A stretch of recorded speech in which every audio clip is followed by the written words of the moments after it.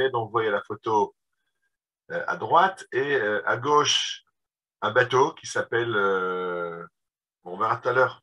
En fait, c'est la suite du titre de la conférence, le Lion des mers.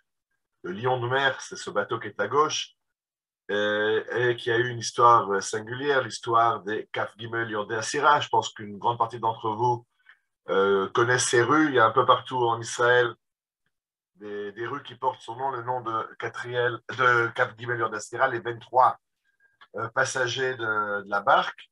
J'ai vu un message là, de Michel Benamou qui n'entend pas bien. J'espère que les autres m'entendent bien, à moins que Rouven, s'il y a un problème de son, tu me le dis. Je sais que je suis enroué aujourd'hui, alors je m'excuse, ça, enroué, je ne peux pas faire grand-chose, c'est pas le, c'est pas la technologie, ça c'est ma gorge. Bien. Donc on veut parler de ce garçon qui est à notre droit, cet homme qui est à notre droit, Catriel Yafé. Et l'histoire commence à Yafo. L'histoire commence à Yafo. Vous voyez la photo de Yafo au début du XXe siècle. Vous voyez les bateaux les barques qui amènent les voyageurs au port, puisque les grands bateaux ne peuvent pas accoster dans le port de Yafo. Et dans cette ambiance, en 1905, naît le petit Catriel que vous voyez à gauche. Et à droite, le livre, je ne me suis pas basé que sur le livre, mais il y a un très bon livre écrit par Tamar Bergman. On expliquera à la fin qui est Tamar Bergman. Et un livre illustré par le peintre très connu, le peintre de Yafo, Nahum Gutman, de Tel Aviv. Et donc, les illustrations de Nahum Gutman, le texte de Tamar Bergman et le titre Rav Chovel Shav Elaïr, le capitaine rentre vers toi. Et ça, c'est le livre qui raconte l'histoire de Catriel Yafé. Alors, en 1917, année très sombre pour les Juifs de Tel Aviv, puisqu'ils sont chassés par Jamel Fecha, qui est le commandant turc de Yafo, qui chasse les Juifs de Yafo, et la famille Yafé est chassée en Égypte. C'est déjà des temps très durs parce que le père de Catriel, qui avait des problèmes de Parnassa, n'était déjà pas en Israël, et c'est sa mère qui doit gérer les enfants, la Parnassa, la famille, et du jour au lendemain, ils ont 24 heures pour préparer leurs bagages et quitter le pays. Et c'est la mère de Catriel qui doit gérer ça. Et ils vont passer quelques années assez difficiles, quelques temps assez difficiles en Égypte. Excuse, un petit problème.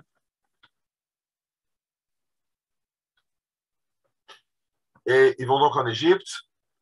Et la guerre est finie et ils peuvent revenir en Eretz Israël. Ils reviennent en Israël et le jeune Catriel va étudier dans deux écoles prestigieuses. Tout d'abord dans le Bet Sefer Tarkemoni, l'école Tarkemoni, à Tel Aviv, plus tard la Gymnasia Herzliya, là où vont grandir toutes les futures élites de l'État d'Israël. Et je vous ai mis quelques mots du Rav Kook qui explique de quoi s'agit-il, c'est quoi cette école Tarkemoni.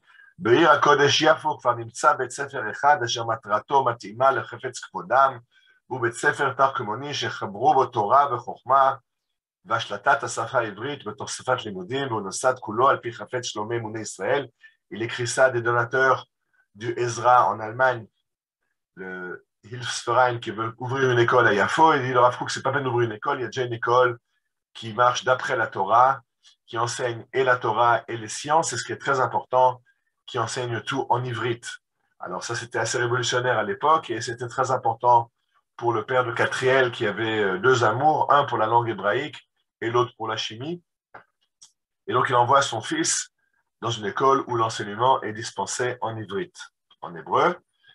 Là, vous voyez une carte du monde romain. Pourquoi le monde romain? Tout de suite, je vais vous expliquer. Parce qu'à gauche, vous voyez les profs du gymnase Herzliya, là où Catriel a étudié, et vous voyez des profs, parmi lesquels se trouve le prof de géographie, Chaim Bougrachov. Tous ces gens de la direction de l'école, Bougrachov, Shenkin, Moussinzon, Christ, sont des noms de rue aujourd'hui à Tel Aviv. Mais ce qui est intéressant, c'est pourquoi j'aimais ça, parce que Bougrachov, qui était le prof de géographie, quand il leur expliquait la mer Méditerranée, et je rappelle que la Gymnasia est à Khuzat Bayt, Tel Aviv, tout près de la mer. Alors il leur dit, les Romains appelaient cette mer Mare Nostrum, notre mer à nous. Mais Romains ne sont plus là, nous on est de retour. Donc c'est Mare Nostrum à nous, la Méditerranée, c'est notre mer à nous autres les Juifs, nous qui sommes revenus. Et ça, c'est quelque chose qui va marquer Catriel, que la mer est la mer des Juifs, c'est notre mer à nous, et la mer va avoir une très très grande importance dans sa vie, dans la vie de Catriel. Alors, Catriel est très myope, et les médecins lui conseillent de quitter le gymnase. Au gymnase, on fait trop de cours devant des livres. Les livres, c'est pas bon, ça fatigue les yeux. Pourquoi le jeune Catriel n'irait-il pas à Mikvé Israël, une école où on apprend aussi l'agriculture? Il sera dans les champs, il sera un peu moins fourré la tête dans les livres, et ça sera meilleur pour ses yeux. Et c'est comme ça que Catriel se retrouve à la Gymnasia Herzliya. Et de là, il ira après continuer tout naturellement dans l'agriculture à Beth Shean. Le Gymnasia Herzliya, pardon, le Gymnasia Herzliya, comme d'ailleurs Mikvé Israël, dans les sous-sols, il y a l'entraînement secret de la Haganah. Et donc, très jeune, Catriel rejoint les rangs de la Haganah. Et il a été formé dans l'agriculture et au bord de la mer, avec un amour particulier pour la mer. Il va revenir à Tel Aviv près de sa mère. Et là-bas, s'est créé un kibbutz du Hashomer Hatzaïr, un kibbutz maritime ou naval qui se trouve au bord du Yarkon. Et ces membres du kibbutz opèrent des barques avec lesquelles ils transportent des matériaux de construction, du ciment, etc., pour construire Petar Tikva. Et les Shabbatot et les jours fériés, ils font de la barque et ils emmènent les gens de Tel Aviv faire de la barque sur le Yarkon. Et c'est là-bas que Catriel passe ses heures de libre à faire de la barque sur le Yarkon et à se familiariser avec les métiers de la mer. Il veut faire le cours d'officier de marine, mais les Anglais le repoussent. On ne peut pas être officier de marine, cadet de marine avec la mauvaise vue qu'a Catriel. Et donc, à cela ne tienne, il se formera lui-même en lisant des manuels de la mer, mais il ne sera pas accepté à l'école qui forme les officiers de marine.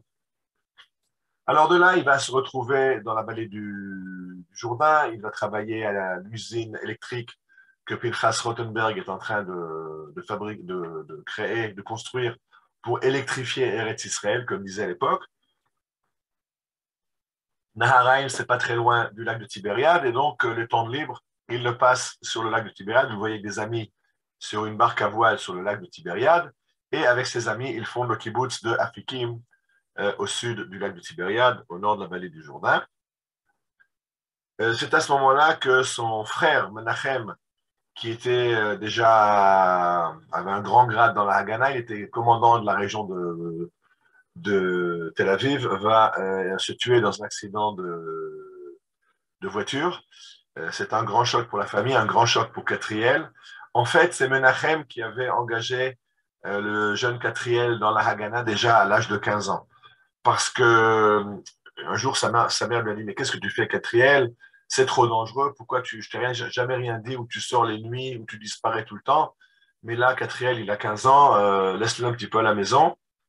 Et Menachem, pour la première fois, il va expliquer à sa mère qu'il est dans la Haganah et lui dire, tu comprends, moi, j'ai besoin de faire passer des messages. À l'époque, bien sûr, il n'y a pas de radio, il n'y a pas de téléphone cellulaire, et les téléphones sont écoutés par les Anglais.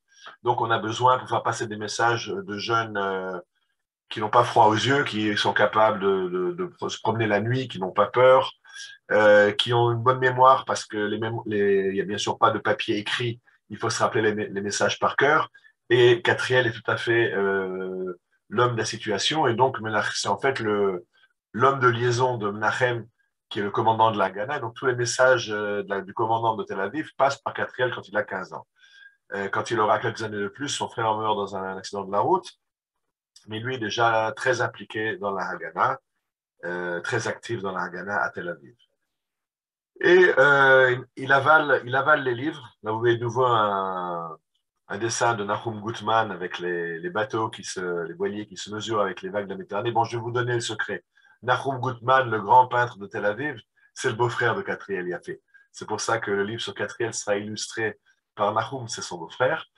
Et donc, il apprend, il fait beaucoup de voiles, beaucoup de barques, et c'est un autodidacte qui apprend tout. Il va apprendre à se servir d'un sextant, il va apprendre les marées, la météorologie, la géographie, les marais, les courants marins. Enfin, il va tout apprendre à partir de manuels et en parlant avec des pêcheurs sur le port et avec des capitaines qui accostent au port de Tel Aviv. Pardon, Tel Aviv, il n'y a pas encore de port, au port de Yafo. À partir de 1933, avec la montée du nazisme et la montée du nationalisme arabe, il est envoyé à Ben Shemen pour organiser la défense du village de Ben Shemen. Ben Shemen, c'est une ferme-école près de Modéine, et lui est le commandant de la défense de Ben Shemen. Vous voyez, le réservoir d'eau qui sert à approvisionner les champs en eau pour l'agriculture, mais qui a aussi quelques autres utilisations plus ludiques à Ben Shemen. Et en 1934, Katriel Yafé va être sélectionné par le chef de la Haganah, par Meir Abigour, et surtout Eliyahu Golomb, qui s'occupe, qui est le chef incontesté de la Haganah, et Meir Abigour, qui va prendre lui, sur lui d'organiser la LIA clandestine. On va demander à Katriel Yafé, qui est en fait le seul capitaine officiel qu'on ait, bien qu'il n'ait aucun diplôme, mais lui connaît la mer, de prendre le commandement d'un bateau, le Vélos, qu'on a réussi à acheter en Grèce et qui doit amener 350 juifs de Pologne vers Eretz Israël. C'est le début de l'Aliyah clandestine. On est 1934, donc on est après la montée du nazisme. Les juifs n'ont pas encore tellement compris qu'il faut fuir l'Allemagne, mais ça commence à venir. Les révisionnistes vont créer leur mouvement d'Aliyah clandestine, la Haganah en parallèle. Et le premier bateau de la Haganah, Vélos, va être conduit par Katriel Yafé. C'est-à-dire que le bateau est acheté en Grèce, il n'est pas acheté, il est loué avec son équipage. Et l'équipage, bien sûr, vous comprenez que c'est des gens, ce sont des contrebandiers qui ont l'habitude de faire de la contrebande.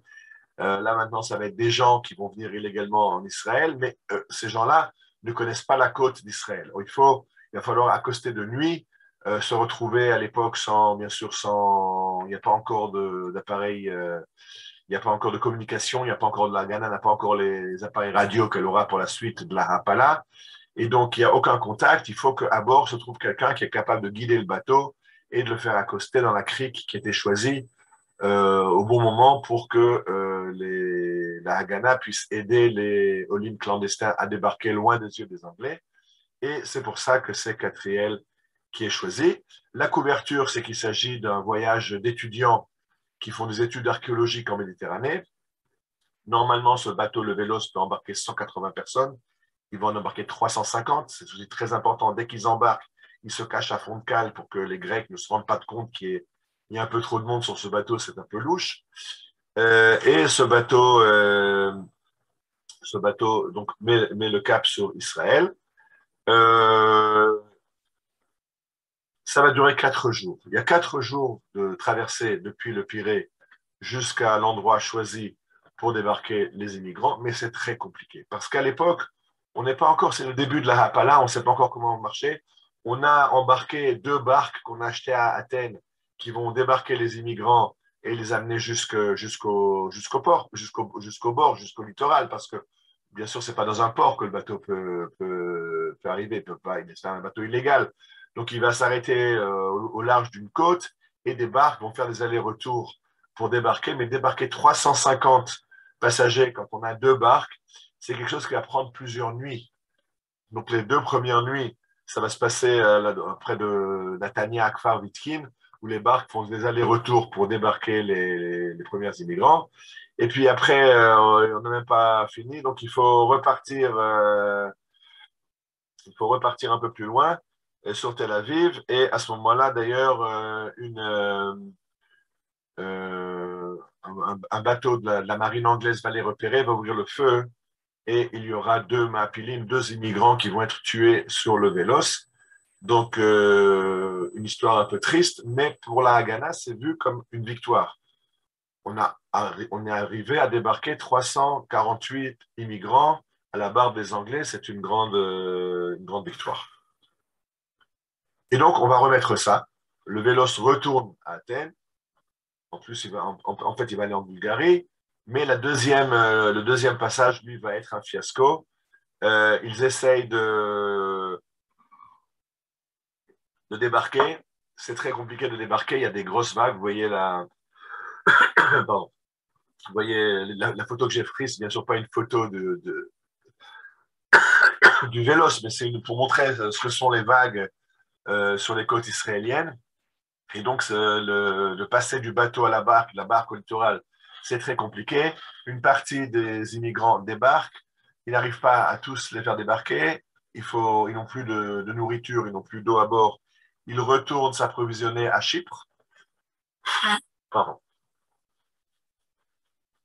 Ils retournent s'approvisionner à Chypre, mais manque de bol, le capitaine accoste à Chypre sur un quai qui est juste face au consulat anglais.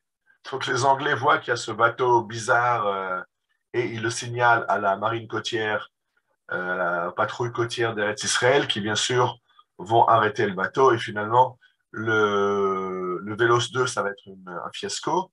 Et après ça, on va arrêter la Haganah va arrêter d'amener les bateaux clandestins et va réfléchir. Ça va prendre 3 ans pour se réorganiser, pour s'organiser et continuer après la Pala. Il y aura 3 ans d'organisation parce qu'on a eu un premier passage, c'est la chance des débutants qui a été un succès, le deuxième qui était beaucoup plus problématique. En 1935, Catriel organise dans le cadre du club de sport du Hapoel une croisière jusqu'à Port Saïd et retour. Et de nouveau, Chaim Gutman va écrire un petit fascicule qui raconte ce voyage, cette épopée héroïque vers Port Saïd. Vous voyez à droite l'illustration du bouquin et le titre Misherotze Liot Rav Roven Yikra Ma'aseze, que celui qui veut devenir capitaine, lui, lise cette nouvelle. Et c'était publié dans un recueil de Nahum Gutman qui s'appelle Lobongulu Meler Zulu. Le roi des Zoulous, c'est une nouvelle qui se passe dans la jungle. Et comme Nahum Gutman y a ajouté ce voyage vers Port Saïd. Et c'est là que Catriel repère des plages de débarquement pour les futures opérations de la Hapala. Trouver aussi comment communiquer avec les bateaux. J'expliquais qu'il n'y a pas encore tellement de radio. Et donc, faire des signaux lumineux. S'il y a tant et tant de lumière sur la plage, c'est OK, débarquer, c'est calme. Si ils ont pris une plage près de Zania où il y a un bâtiment de 2 étages. Donc, d'après les fenêtres qui sont éclairées, ça veut dire où débarquer, tout est calme. Ou reprenez la mer, vous ne pouvez pas débarquer maintenant. Ou aller débarquer à la plage plus au nord qu'on a prévu, au plan B. Ou aller débarquer sur la plage plus au sud, le plan C. Donc, d'après les lumières allumées dans la maison, le capitaine sait quoi faire. Comprenez que ça demande une très grande maîtrise du capitaine qui doit d'abord retrouver cette plage dans la côte israélienne de nuit, sans tout le système de navigation qu'on a aujourd'hui. Catriel y a fait, lui, sait le faire.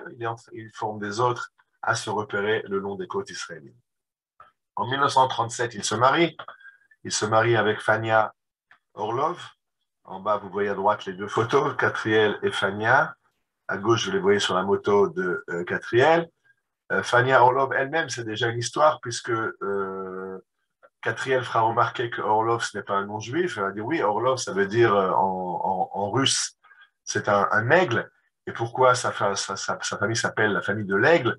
Parce que le grand-père avait été engagé de force dans l'armée russe, ce qu'on appelait les cantonistes, ces jeunes juifs qui étaient kidnappés pour faire 25 ans de service militaire. D'ailleurs, à l'occasion, j'ai envie de faire une conférence sur l'histoire des cantonistes, qui est aussi une histoire incroyable. Et donc, il a fait son temps dans l'armée du Tsar, et son officier l'aime beaucoup et décide de l'adopter. Et bien sûr, pour pouvoir être adopté par son officier, il faut l'officier demande qu'il se convertisse pour être russe orthodoxe. Le grand-père refuse, et son officier va le surnommer l'aigle à cause de sa fierté. Et c'est de là que va venir le nom de famille Orlov. Donc, Fenia aussi, c'est aussi une famille qui a une histoire, pas seulement la famille de Catriel, Yafé, qui était une famille qui aimait l'hébreu, comme j'ai dit. Donc, le père est venu s'installer en Israël pour parler hébreu avec ses enfants. Mais Fania Orlov aussi, elle vient d'une famille avec une histoire.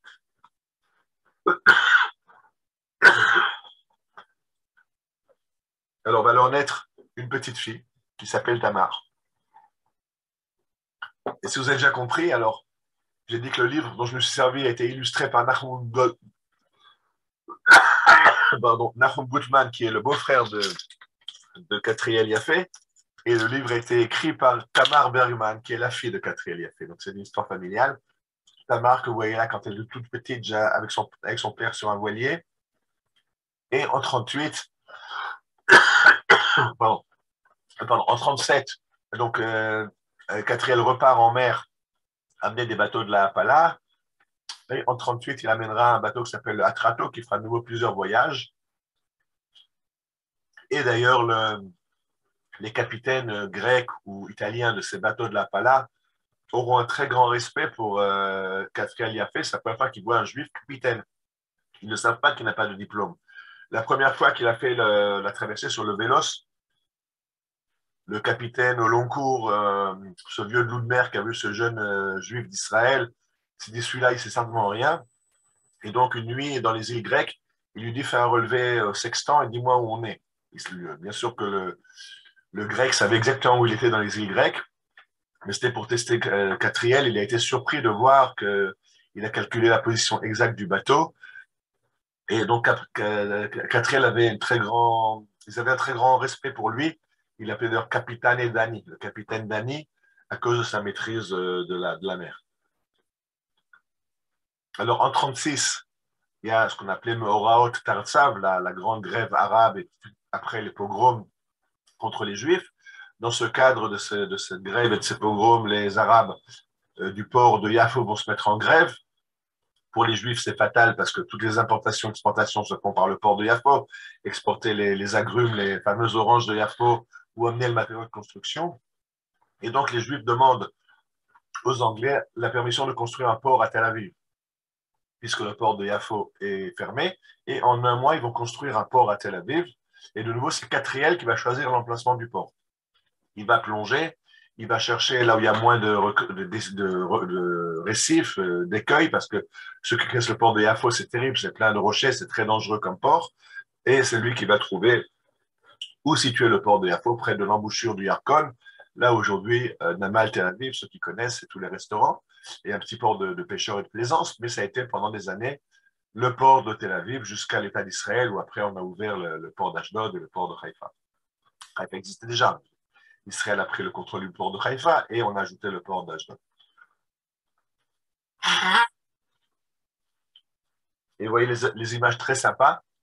Comment on construit un port à Tel Aviv, c'est les chameaux qui amènent les matériaux de construction pour construire la jetée du port de Tel Aviv. En 1937, ça va être la grandeur de gloire de Katriel Yafé, parce qu'il va amener un bateau qui est le dernier bateau qui arrive avant la Seconde Guerre mondiale. Bien sûr, pendant la Seconde Guerre mondiale, il y aura des bateaux. D'ailleurs, les Anglais ne permettront à aucun bateau d'accoster, même pendant la Seconde Guerre mondiale, pendant la Shoah. La plus grande tragédie, c'est le Struma, qui va couler en mer Noire avec 720 immigrants qui vont mourir noyés. Il y aura un survivant. Mais il y a eu d'autres, le Salvador et d'autres bateaux pendant la Shoah où ils ont été arraisonnés par les Anglais, où ils ont chaviré en mer comme le Salvador, où le Patria qui a été arraisonné par les Anglais et que la Haganah veut empêcher de repartir pour être la déportation. Et il va couler dans le port de Haïfa avec 230 victimes à bord. Donc là, pendant la Shoah, c'est très traumatisant. Non seulement les Anglais ne permettent pas aux Juifs qui essaient de fuir l'Allemagne ou l'Europe d'arriver en Israël, mais ils continuent à leur faire la guerre.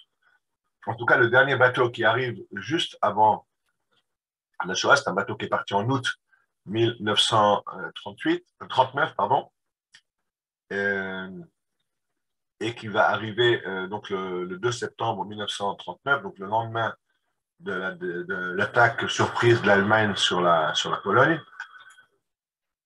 Et c'est Katriel qui prend le commandement de ce bateau qui s'appelle le Tiger Hill.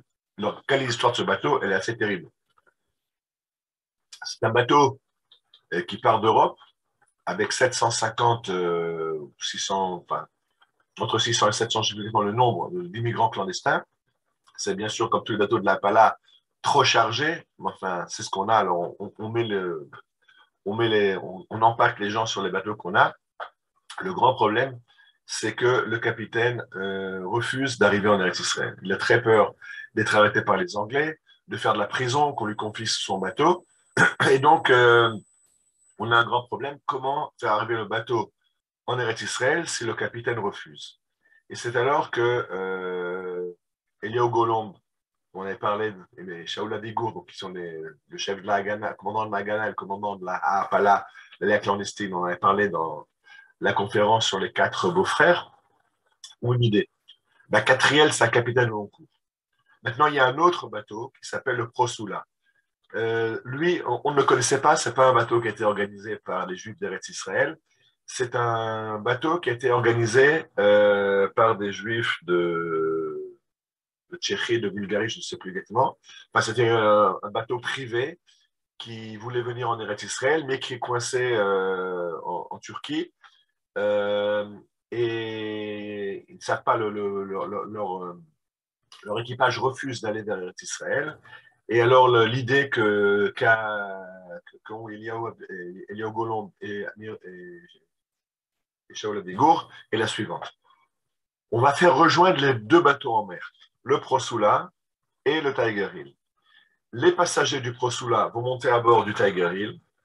On va prendre tous les marins du Tiger Hill qui ne veulent pas aller en Eretz Israël, on les fait passer sur le Prosula. Le Prosula, lui, repart vers la Grèce et le Tiger Hill va continuer sous le commandement du capitaine Catriel Yafé jusqu'en Eretz Israël. Ah, j'avais alors capitaine. J'avais dit que les Grecs l'appelaient capitaine et Dani. Dani, c'est son nom dans la résistance, bien sûr. Il ne s'est pas appelé Catriel, son nom de résistance, c'est Dani. Et donc, ça, c'est le programme. Maintenant, comprenez que il faut d'abord que les 2 bateaux se retrouvent en mer. Mais ça, j'expliquais que Catriel Yafé, c'est se repérer en mer et c'est lui qui va fixer l'endroit où les 2 bateaux doivent se rencontrer. Maintenant, c'est en pleine mer. En pleine mer, il faut transporter les plusieurs centaines d'immigrants qui sont sur le Prosula jusque sur le Tiger Hill. Et Catriel va dire aux gens de la Haganah qui sont montés sur le Prosula, achetez des barques. Ils vont acheter deux barques qui sont sur le Prosula et en pleine mer, il va falloir faire passer d'un bateau à l'autre. C'est pas évident en pleine mer avec les vagues, s'amarrer un bateau, faire descendre par une échelle de coupée les Olim, les ramer pour rejoindre l'autre bateau, tout ça bien sûr de nuit, monter sur l'autre bateau et refaire des allers-retours comme ça. Mais c'est Catriel qui gère tout ça. Il arrive à transporter tous les gens du Prosula sur le Tiger Hill et il arrive à faire passer le capitaine du Tiger Hill et les marins qui ne veulent pas continuer sur le Prosula. Et à partir de ce moment-là, voilà, Catriel Yafé, qui a toujours rêvé d'être capitaine au long cours, il a un bateau à lui à amener en Eretz Israël. Il en a déjà amené d'autres, mais là maintenant c'est un bateau avec le plus gros qu'il ait jamais amené, qu'il ait jamais amené. Et il se dirige vers un port, vers le sud d'Eretz Israël. Manque de bol, quand ils arrivent vers la plage où ils avaient pensé accoster, ils sont repérés par une vedette de la marine anglaise qui ouvre le feu et ils repartent en mer en cherchant un autre point d'accostage. Et Catriel Yafé va décider qu'il va accoster ni plus ni moins, mais à Tel Aviv, en plein cœur de Tel Aviv, juste à la barbe des Anglais, en espérant que la population va aider à faire débarquer les gens et rapidement les cacher de façon à ce que les Anglais ne puissent pas les arrêter, puisqu'à cette époque-là, les Anglais arrêtent les immigrants. Et il a d'ailleurs une idée d'un plan de diversion. Il y a un avion, un petit Piper, on appelait les avions dont on avait parlé au début de l'armée de l'air, qui va aller vers Ashkelon et qui va tirer quelques fusées fumigènes au-dessus de la mer près d'Ashkelon. Du coup, les guetteurs anglais voient la fumée, ils croient que le bateau de Tiger Hill va refaire une tentative de débarquement près d'Ashkelon.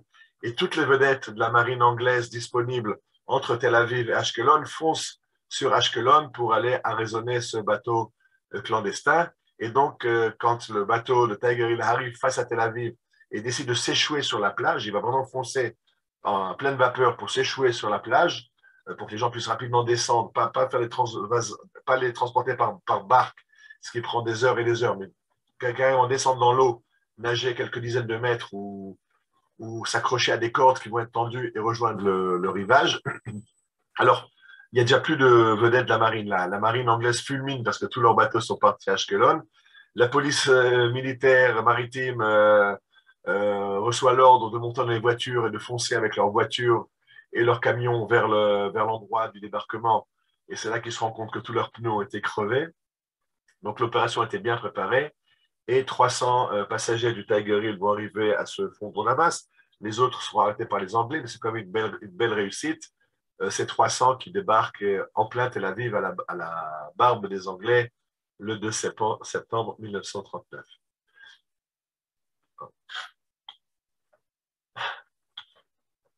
Bon, je m'excuse un instant, j'ai oublié de mettre une petite musique. Ben, ça ne marche pas, alors il n'y aura pas de musique. La musique, c'est une chanson que vous connaissez. Oh, Shoshana, Shoshana, Shoshana, Yareach Misael Anan, Kamor Elayach Shoshana, Bayam Od Yaflik Kapitan. C'est une chanson que souvent on croit que c'est une chanson pour l'amour à une jeune fille, Shoshana. Pas du tout, c'est le nom d'un des bateaux de la Hapala, un des bateaux de l'Alliance clandestine. Dans le refrain, Bayam Od Yaflik Kapitan, le capitaine reprendra encore la mer. Donc c'est une chanson de la Hapala, c'est la chanson de la Hapala, Shoshana, Shoshana. Mais j'ai un petit problème, donc on va faire sans la chanson et on continue. Alors là, vous voyez Catriel Yafé aux commandes du Tiger Hill et à droite, vous voyez le Tiger Hill échoué sur la plage de Tel Aviv. Vous voyez les gens dans l'eau, c'est vraiment très près du rivage et les gens ont pu descendre et se cacher à Tel Aviv.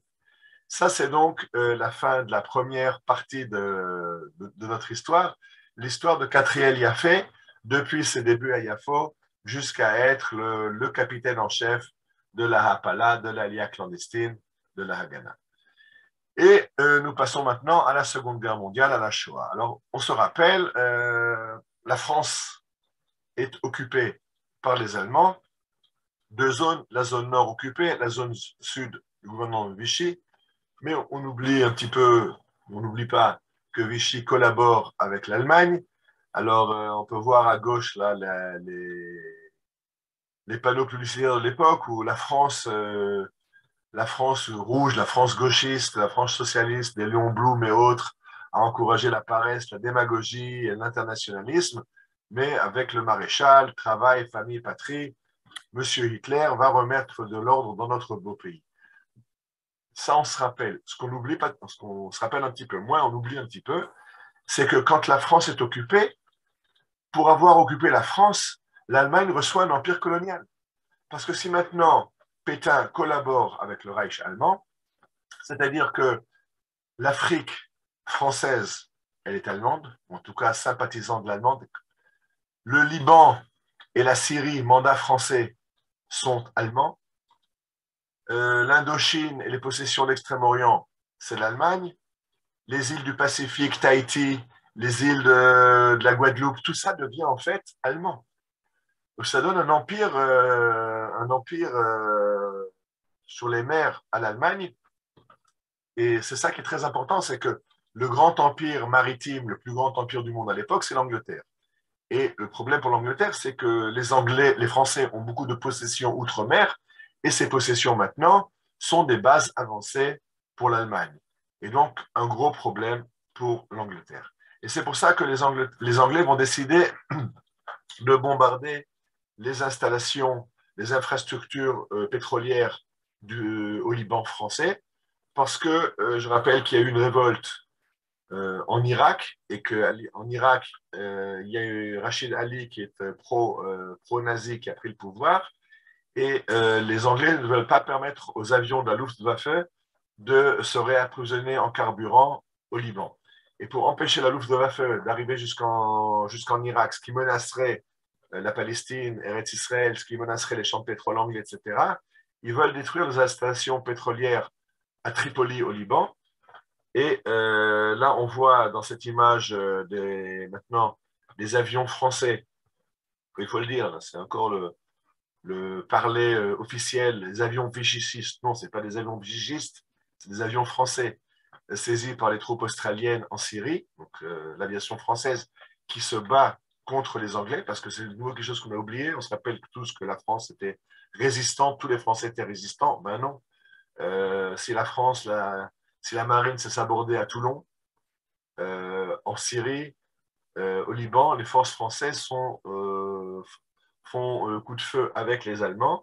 Et d'ailleurs, l'image qui vient maintenant, ce général israélien, vous connaissez tous, Moshe Dayan, ce qu'on se rappelle moins, c'est que le bandeau qu'il porte sur l'œil, c'est parce qu'il a été frappé par une balle qui a touché la jumelle avec laquelle il scrutait le terrain. Et la balle qui a frappé sa jumelle, c'est une balle française, puisque Moshe Dayan fait partie du Palmar. Le Palmar, c'est une force anglaise qui est engagée contre les Français au Liban. Alors, c'est quelque chose qu'on a un petit peu oublié, le fait que la France s'est battue dans le camp allemand contre les Alliés, en tout cas dans les premiers stades de la guerre, enfin, après le débâcle, mais avant le revirement. Et de nouveau, je vais vous faire écouter ce chant, j'espère que tu la marchera, le chant du Palmar, écoutez les paroles.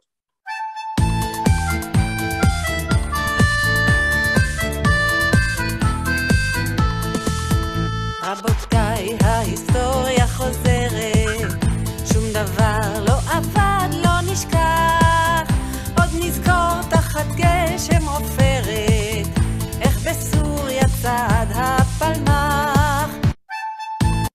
Oui, ce qu'on vient d'entendre, c'est Od Nizkor Tachat Geshem Oferet, Besuria Er Tzaad al-Palmar. On entend, on se rappelle comment, sous un déluge de plomb, le Palmar a marché en Syrie. Oui, si le Palmar a marché en Syrie, c'est que les Anglais ont engagé le Palmar contre les forces françaises en Syrie, et c'est donc là-bas que Moshe Dayan perd son œil. Et ça, c'est l'introduction à notre histoire maintenant, l'histoire des 23 passagers de la barque, en hébreu, Kaf Gimel, Yordé Asira, les 23 qui se sont embarqués sur la barque. De quoi s'agit-il? Les Anglais ont mis sur point une force spéciale qui s'appelle le SOE, Special Operations Executive, qui est une force secrète qui ne dépend pas de l'armée anglaise. Elle réfère directement à Churchill et elle est spécialiste des coups tordus. À droite, vous voyez l'armée officielle, l'armée anglaise officielle, qui au Moyen-Orient est commandée par le général, plus tard maréchal Archibald Percival Wavell, qui lui est commandant de l'armée et qui ne s'entend pas du tout avec le SOE. C'est très important. Il y a deux forces anglaises qui sont... La coordination est un petit peu problématique. Et c'est le SOE qui peut mettre au point l'attaque contre les raffineries de Tripoli. Archibald, lui, voit les choses différemment. Lui, c'est l'armée anglaise. On va vers Tripoli. La marine anglaise est très puissante. Et avec les canons de marine, on bombarde. On envoie la RAF, l'aviation. On bombarde par les airs, on bombarde par la mer et on détruit. Le SOE, lui, il est pour les actions de sabotage. On va mettre une petite force qui va débarquer de nuit et qui va faire sauter toutes les installations pétrolières.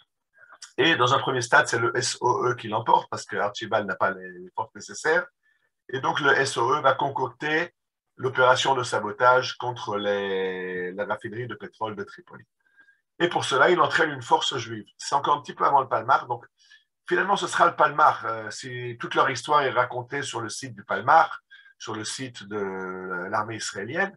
Mais en fait, leur action va être juste avant la création officielle du Palmar, qui après ira se battre en Syrie, comme je viens de le raconter. Alors, vous les voyez à gauche, on leur fait l'entraînement physique et militaire. À droite, ils marchent au pas.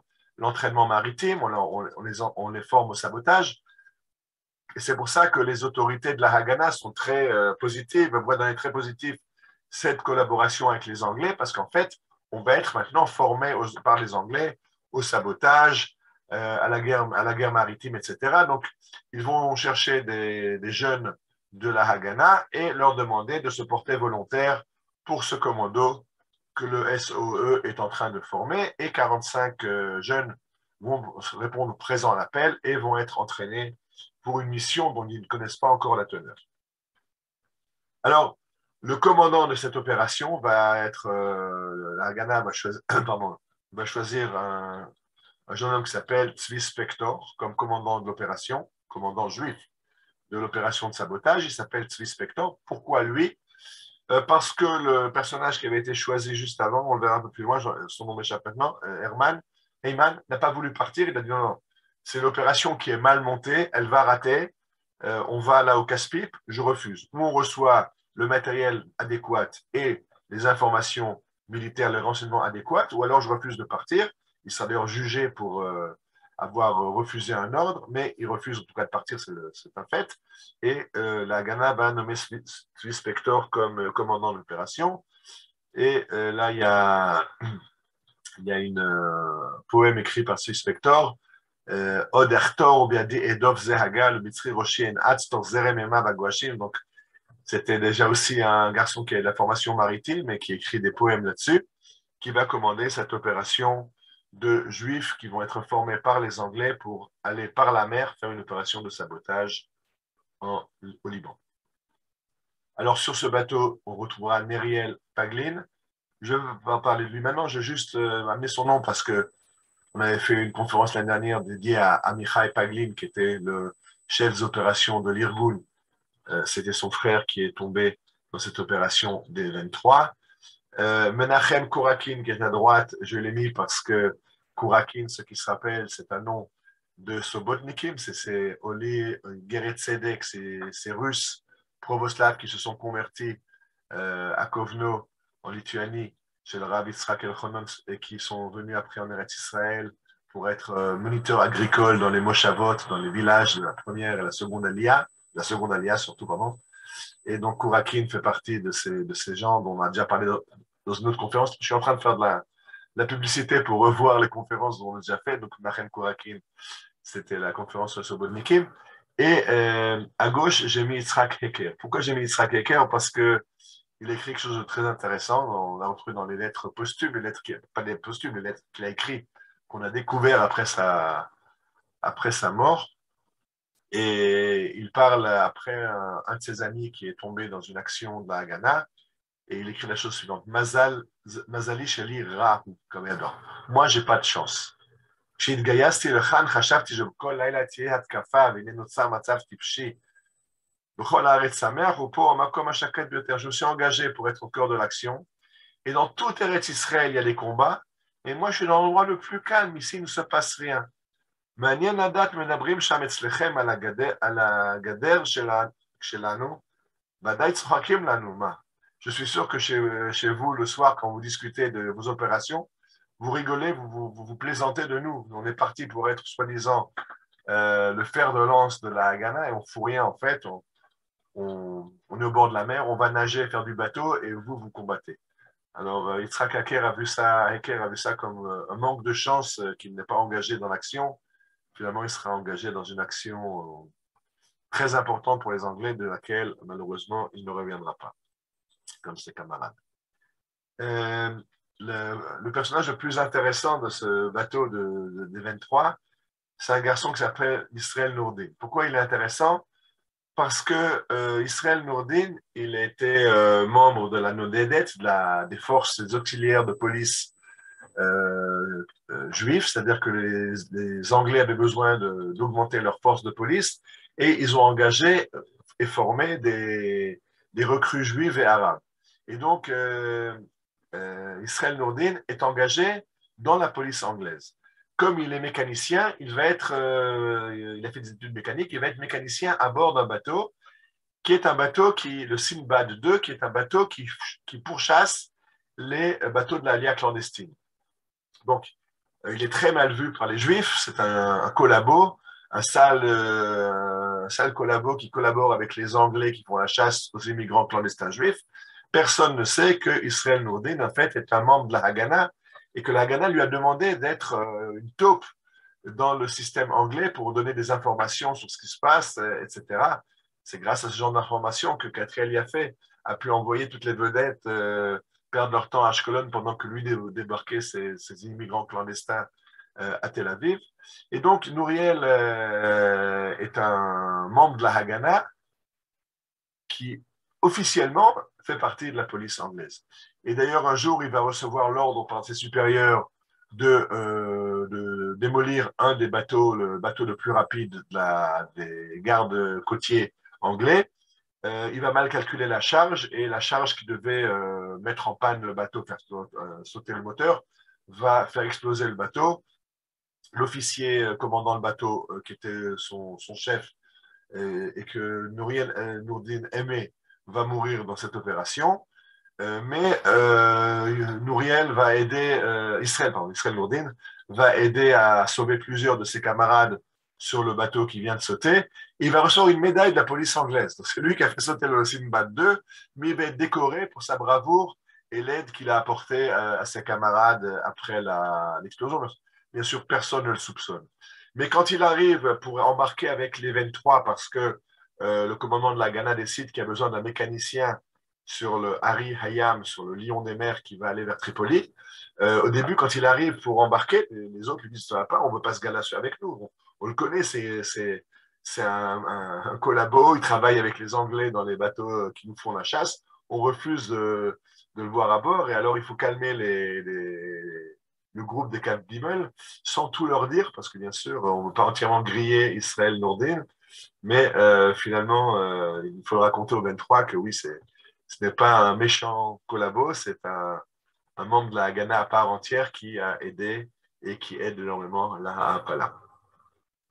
D'ailleurs, à partir de cet accident bizarre, les Anglais ne vont jamais le soupçonner. J'expliquais qu'il va même être décoré, mais ils vont prendre des précautions et ils n'engageront plus de Juifs dans la marine, dans la défense côtière.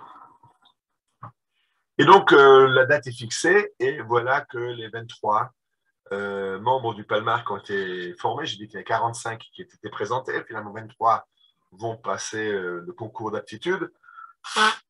Et c'est en fait le nombre dont les Anglais ont besoin. Ils veulent sur le bateau 3 sections.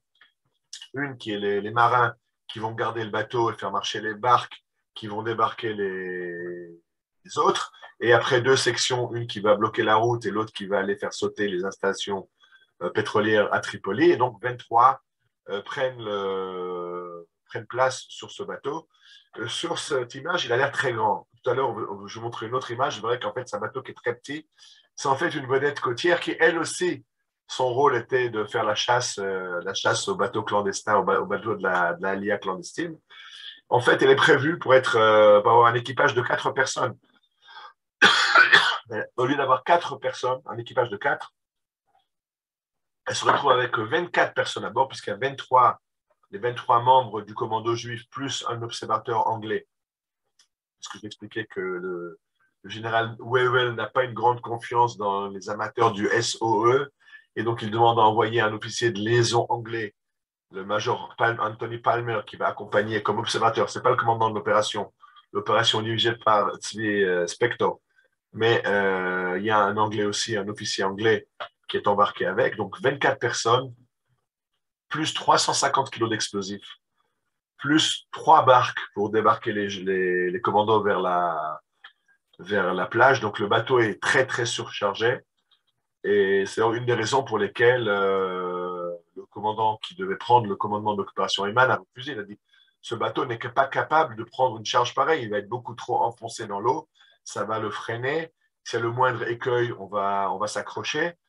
C'est pas un bateau, il faut un bateau plus adapté. Sinon, n'en ont pas, on n'a qu'à repousser la mission jusqu'à ce qu'ils aient le bateau, mais en n'ayant pas de renseignements militaires sur les forces ennemies en présence, etc., et n'ayant pas un bateau adéquat, je refuse de partir en mission et Spector, lui, va accepter.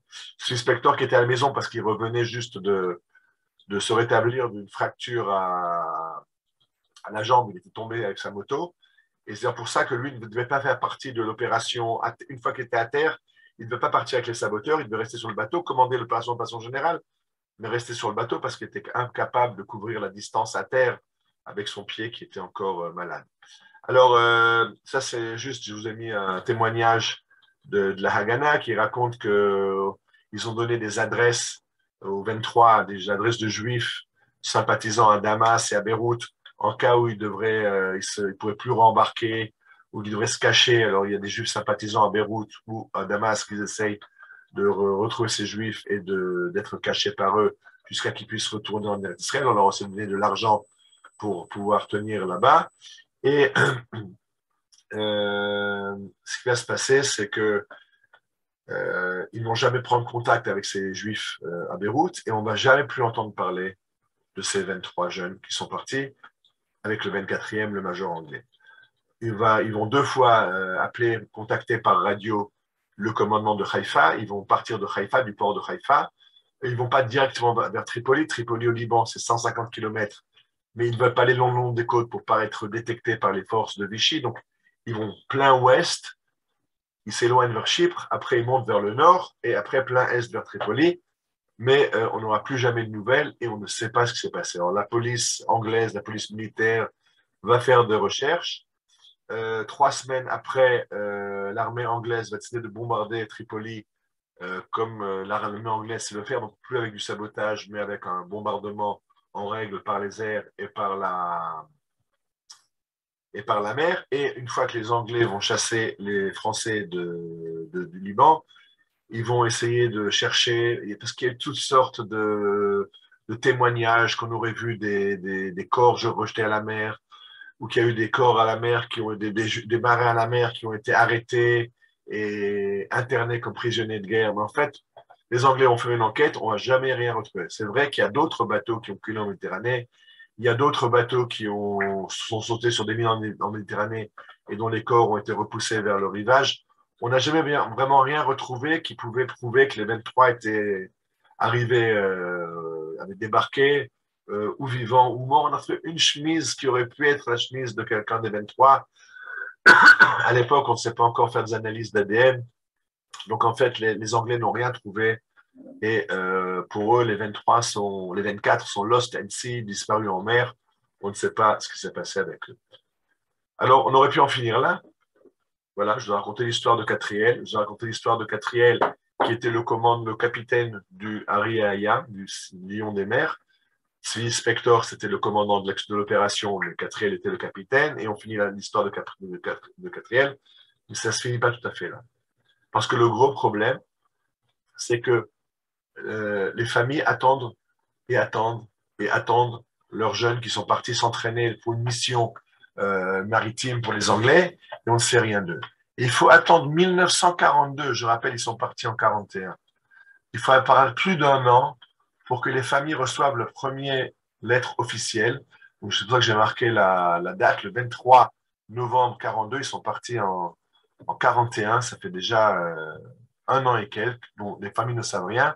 Et ils reçoivent une lettre de la Sochnout Ayudit l'Eretz Israël, à Marlaka Medinit, Moshe Chertok, un des 4 beaux-frères, le beau-frère de Shaul Avigour et Eliyahu Goland.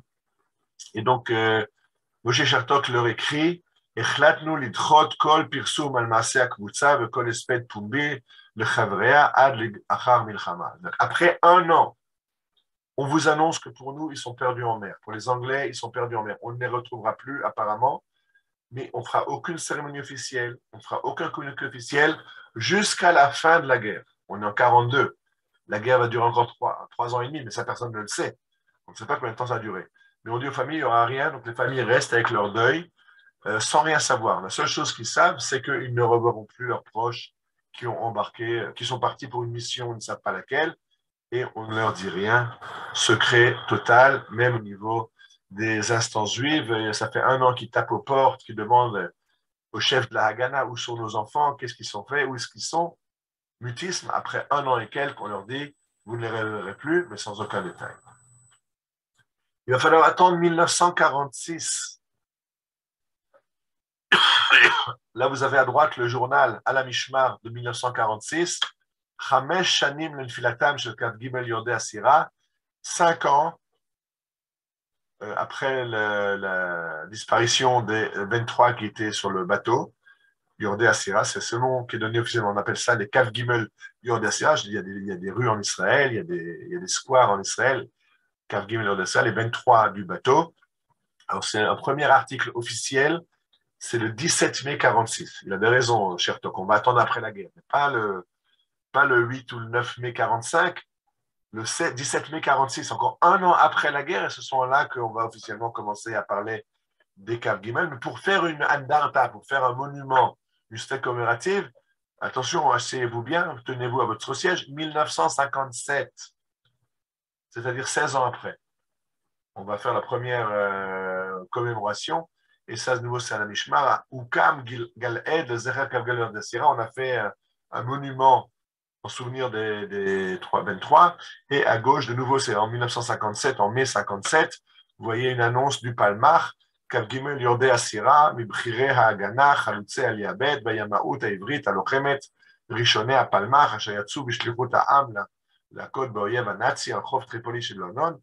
Et donc, ça, c'est la première annonce officielle. C'est maintenant, à partir de 57, on commence à faire des cérémonies officielles. Et le Palmach annonce le souvenir de ces 23, les meilleurs de la Haganah, les pionniers de la marine juive, les pionniers du Palmach, qui sont partis envoyés par le peuple se frapper l'ennemi nazi à Tripoli au Liban. L'ennemi nazi à Tripoli au Liban, c'est les Français. Hein. L'ennemi nazi, c'est les Français, il ne faut pas se tromper. Et c'était le 21 Iyar 1941, donc en mai 41, et là on est maintenant en mai 1957. Ils sont partis en mer pour leur dernier chemin et ne sont pas revenus. Alors, en 1982, pour ceux qui ont une bonne mémoire, vous vous rappelez qu'Israël envahit le sud Liban. C'est ce qu'on va appeler l'opération Paix en Galilée. Plus tard, on changera le nom en Première guerre du Liban, puisqu'il y aura une deuxième. Mais en tout cas, en 1982, Tsahal se trouve à Tyr, à Sidon et jusqu'à Beyrouth. Et parmi les officiers israéliens au Liban se trouve un colonel de réserve qui s'appelle Shlomo Elkana. Et Shlomo Elkana, c'est un enquêteur de la police dans le civil. C'est lui qui avait retrouvé Avshalom Feinberg dans les dunes du Sinaï en 1967. Et lui, en 1982, essaye de retrouver une trace des Kaf Gimel Yordei Asira. Alors, il fait publier des annonces en français et en arabe dans les journaux. Vous pouvez voir là, avis de recherche. En mai 1941, le bateau du Major Lord Anthony Palmer, officier anglais, et ses 23 marins a été arraisonné par les forces de Vichy entre Tripoli et Saïda. Toute personne au courant de cette affaire est priée de nous contacter au numéro récompense assurée. Donc, bien sûr, on ne va pas dire qu'il s'agit du Palmach ou des Israéliens. Il s'agit d'un bateau anglais qui a été apparemment arraisonné par les forces de Vichy. Donc, peut-être quelqu'un, un policier, alors il va demander, il va contacter les forces de police libanaises. Est-ce qu'il y a des policiers en poste à l'époque qui se rappellent quelque chose qu'il y aurait eu?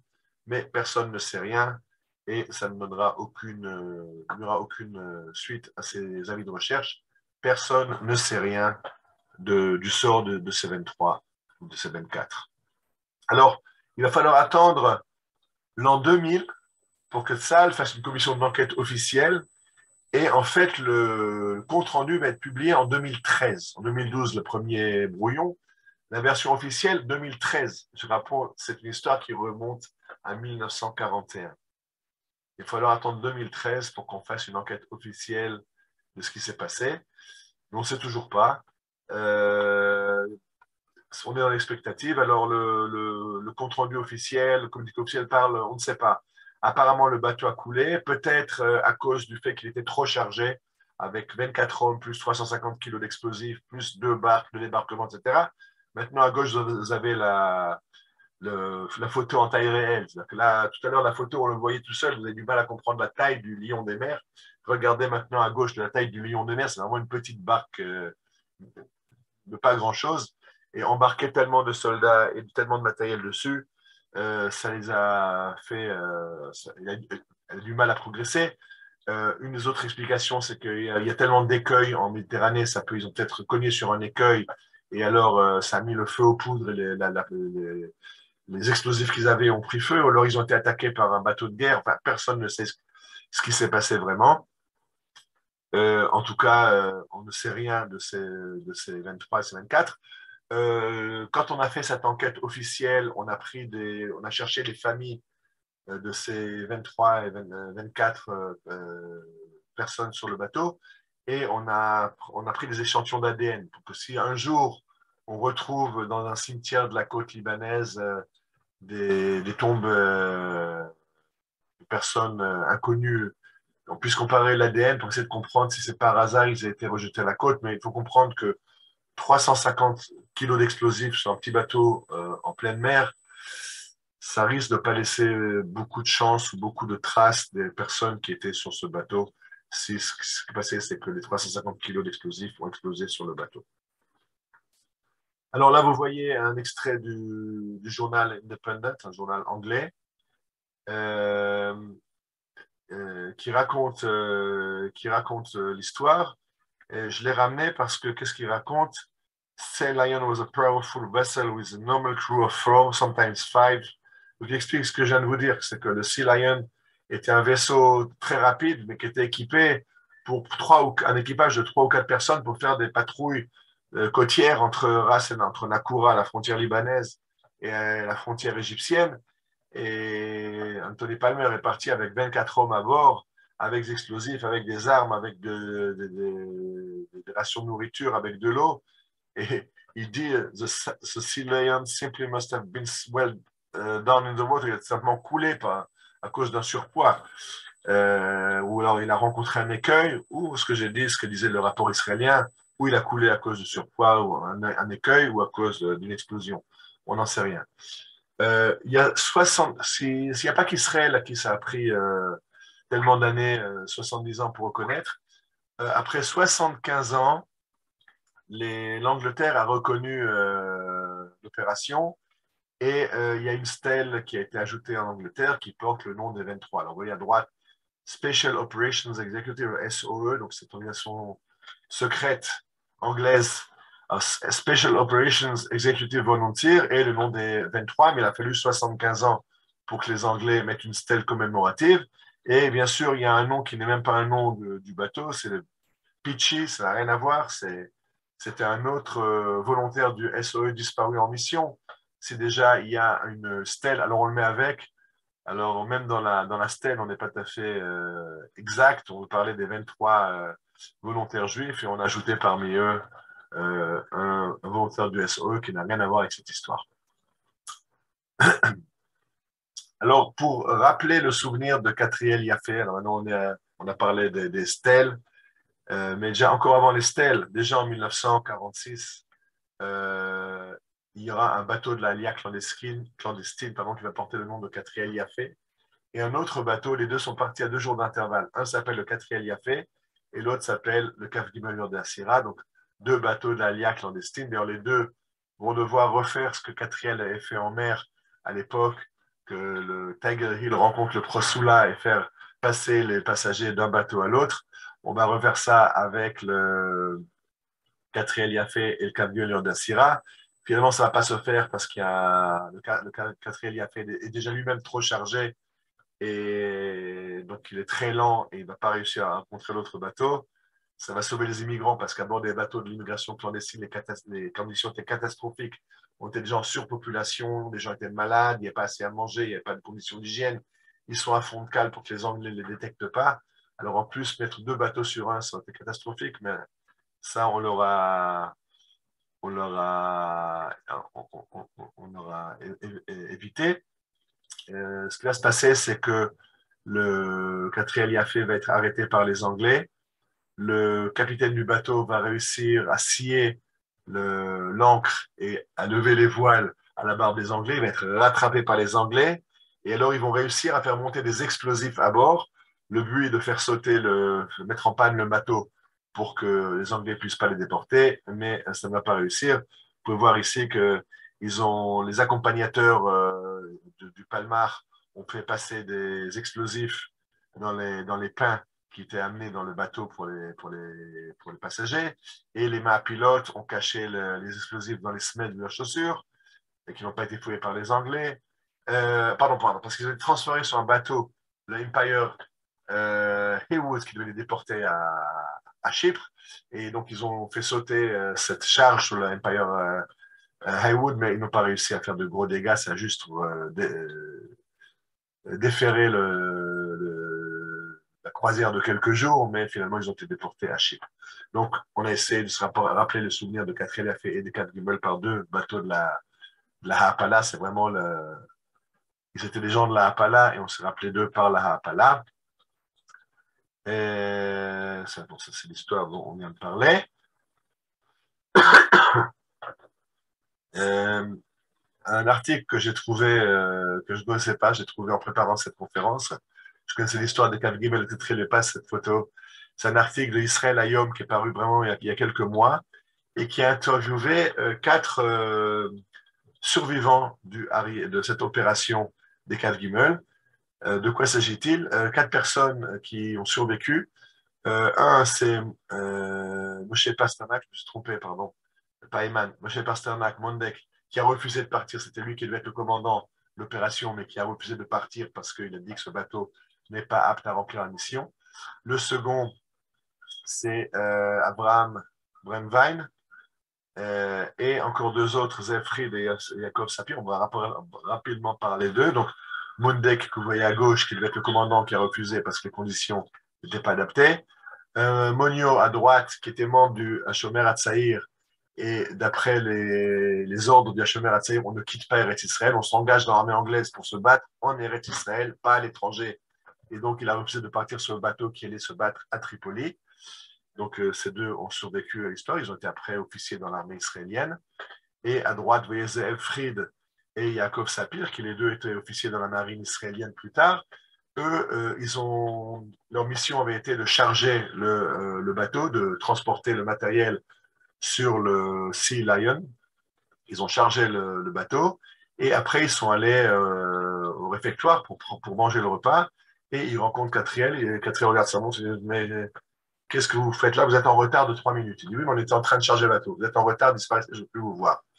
Et pour un retard de 3 minutes, ils n'ont pas eu le droit de partir en mission. Ils ont bien sûr râlé, ils voulaient partir en mission, mais ça leur a sauvé la vie. Et finalement, ils ont été officiers de marine dans la marine israélienne et dans la marine civile. Vous voyez les photos à droite et à gauche. Et je voulais parler encore d'un personnage qui était sur les 4 Gimel, qui est parti des 23 sur le bateau. Et vous le voyez, c'est Rodi Charner. Pourquoi Rodi Charner? Parce que lui est un des 23, mais on ne sait rien de lui. C'est un Olé Hadash qui est venu d'Allemagne. Et il y a un site qui s'appelle Izkor, où l'armée raconte l'histoire de tous les soldats tombés en mission. Et sur Rodi, on avait juste une photo, mais on n'avait rien à raconter. On a déjà donc demandé en 2015, je rappelle, il est disparu en 1941. En 2015, l'armée demande à Dorit Perry, qui est spécialiste, elle est dans une organisation qui s'appelle Snoupanim Lanoflim, donner un visage aux soldats tombés, de faire des recherches, et ils ont réussi à retrouver des amis et des proches de Yehuda Rudi Tcherner. Et on a retrouvé des lettres de ces officiers qui étaient responsables de sa formation dans le Palmar, qui ont créé de lui qu'il est un petit peu renfermé, mais il est très apprécié par ses amis. Il a une forme physique impressionnante. Il faut le garder à l'œil parce qu'il a un potentiel pour être un des futurs officiers de l'armée d'Israël. Effectivement, beaucoup voient dans ces Kav Gimel, ces 23 qui ont disparu en mer, ce qui aurait été en fait l'ossature du Matea Klali, du quartier général de l'armée israélienne, s'ils avaient vécu plus longtemps pour continuer dans le cadre de l'armée. Là, vous voyez des stèles commémoratives maintenant à Tel Aviv, au bord du Yarkon, là où ils se sont entraînés. On a bien fait une fois une balade là-bas, là où ils se sont entraînés près du Yerid à Mizrach, près du port de Tel Aviv, dans le Yarkon. À droite, vous voyez les noms. Vous voyez d'autres stèles commémoratives dans un jardin et nouveau sur le Yarkon. Et au Mont Herzl, il y a là-bas une piscine d'eau avec une stèle qui ressemble à une barque. Et dessus, il est marqué Gal Ed, le Kav Gimel Yordei Asira, le monument en souvenir des 23 qui sont partis sur la barque. Dans les nouvelles, on a... בבית הקברות הצבאי על הר הרצל נחנכה בריכת זיכרון ל-23 חברי ההגנה שנשלחו בימי מלחמת העולם השנייה לביצוע תפקיד מלחמתי ונעלמו ועד היום לא נודעו עקבותם. קהל רב נכח בטקס של חנוכת הבריכה. בו ביום נערכה בחוצות ירושלים תהלוכה של אלפי חברי הפלמ"ח, שהיה יחידת החלוץ של ארגון ההגנה בתקופה שלפני הקמת המדינה. Alors, c'était l'inauguration de ce monument au Mont Herzl. Bravo. Si vous, les Anglais, pardon, on a sorti une médaille commémorative, vous voyez, le Zecher Kav Gimel Yordei Asira, en souvenir des 23 Yordei Asira, le bateau, les vagues. Et si vous voulez acheter, alors sur eBay, vous pouvez acheter la médaille pour $795. Alors, ceux que ça intéresse, allez sur eBay. Je rappelle maintenant, j'avais commencé par le livre de Rav Chovel Shav Elaïr, Le capitaine revient vers toi, qui a été écrit en fait par Tamar Bergman, qui est la fille de Catriel Yafé, qui raconte, ce sont les dernières lignes du livre. Peuta Haïtik Shaban Elam Mechayai, j'étais très très jeune quand papa a disparu de ma vie.